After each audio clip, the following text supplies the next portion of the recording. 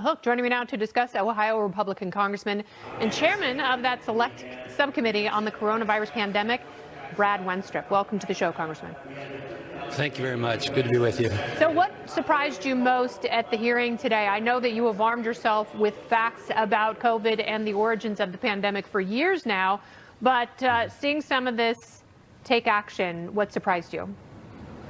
Well, I think I'm still surprised that it's taken 3 years for us to get here. I sit on the Intelligence Committee, and as a physician on the Intelligence Committee, I've been studying this from day one, going back to 2020, which is where a lot of this story is about right now, as to why we were skewed into one direction by the leadership of the government to think that it can only come from nature. So it's interesting to hear Dr. Fauci's testimony on CNN, if you will, the other night, whenever he gave that, to say that we have to be open-minded. It could have come from either. Well, he wasn't saying that back then. And when anybody else said that it might have come from the lab, they shut him out, and Dr. Redfield talked about that today very eloquently. He is the CDC director during COVID, and he is shut out of the White House task force, which he was part of, and he shut out of this group.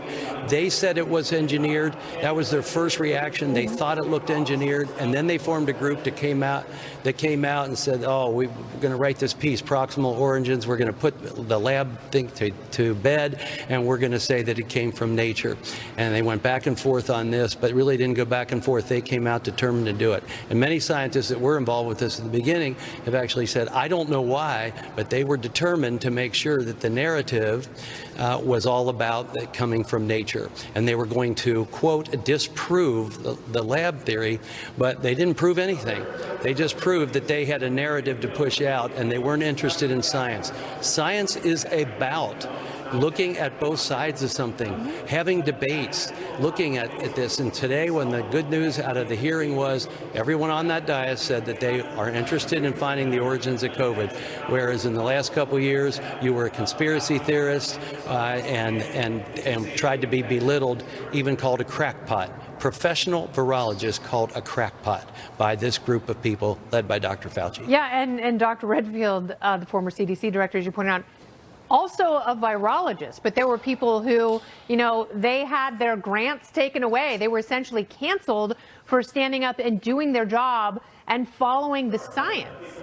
And, the hubris of Dr. Fauci to put himself in that position when what he was really doing was running interference and trying to misdirect, because if we had known all along, if we were allowed to come to that conclusion as a culture and within the medical and scientific communities that it was in fact a lab leak, what would that have said about Dr. Fauci's leadership and the funding of EcoHealth Alliance and others? Well, what's interesting, too, is the people that actually continued to get grants or got grants were the very people that were funding coronavirus research in China. Look, whether it was accidental or intentional, these are things we have to look at. And the breadcrumbs all lead to the Wuhan Institute of Virology in so many ways, with us included in on this. And you would think human nature would tell you, you have a motive to say that it didn't come from the lab if you were doing the research at the lab with something that's this serious, that has killed that many people.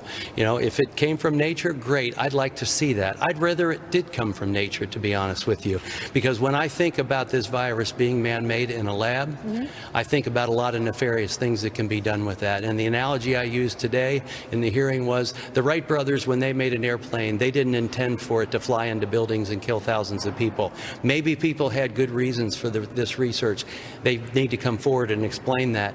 But at the same time, there can be real problems with this, and I think it's a matter of national security and our national health security. Well, instead, Dr. Fauci has gaslighted on gain-of-function research, and he's obfuscated, as China has done all along. And, those two forces combined actually put the world at much greater risk for another pandemic, because without answers, we do not have solutions. And, by the multitude of government failures, we don't have a plan either. Congressman Wenstrup, thank you very much. You bet. Thank you.